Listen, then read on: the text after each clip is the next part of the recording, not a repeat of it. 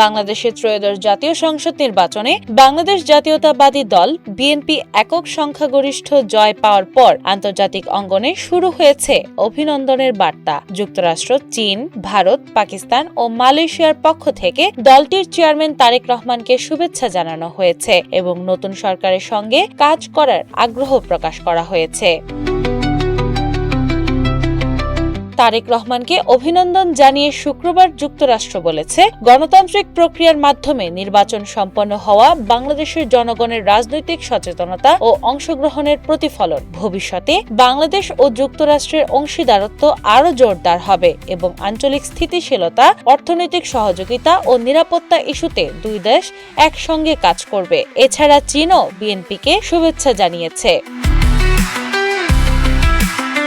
নির্বাচনে এগিয়ে থাকায় বিএনপিকেও শুভেচ্ছা জানিয়ে চীন বলেছে, বাংলাদেশের নতুন সরকারের সঙ্গে কাজ করতে ও সম্পর্কের নতুন অধ্যায় শুরু করতে তারা আগ্রহী। ভারতের প্রধানমন্ত্রী নরেন্দ্র মোদী সামাজিক যোগাযোগ মাধ্যম এক্সে দেওয়া এক পোস্টে বাংলাদেশের নির্বাচনে বিএনপির জয়কে জনগণের আস্থার প্রতিফলন হিসেবে উল্লেখ করেন। তিনি লেখেন, সংসদীয় নির্বাচনে বিএনপির জয়ের নেতৃত্ব দেওয়ার জন্য তিনি তারেক রহমানকে উষ্ণ অভিনন্দন জানিয়েছেন।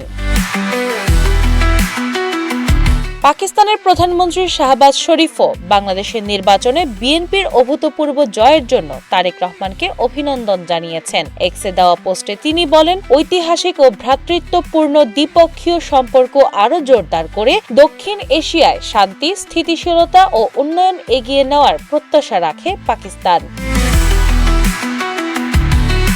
এছাড়া তারেক রহমানকে শুভেচ্ছা জানিয়েছেন মালয়েশিয়ার প্রধানমন্ত্রী আনোয়ার ইব্রাহিম। তিনি বলেন, এটা গণতন্ত্রের বিজয়। বাংলাদেশের মানুষ অনেক রাজনৈতিক উত্থান পতনের মধ্য দিয়ে গেছে এবং স্পষ্টতই এই ব্যালটে তাদের ইচ্ছার প্রতিফলন ঘটেছে। এদিকে বিএনপি চেয়ারম্যান তারেক রহমানকে ভাই সম্বোধন করে ত্রয়োদশ জাতীয় সংসদ নির্বাচনে নিরঙ্কুশ বিজয়ের জন্য অভিনন্দন জানিয়েছেন ভারতের পশ্চিমবঙ্গের মুখ্যমন্ত্রী মমতা ব্যানার্জি।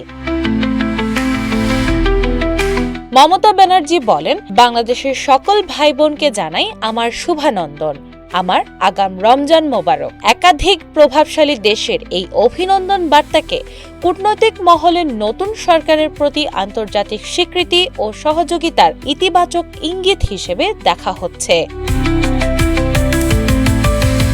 দিনা ইসলাম, বাংলা বাজার পত্রিকা।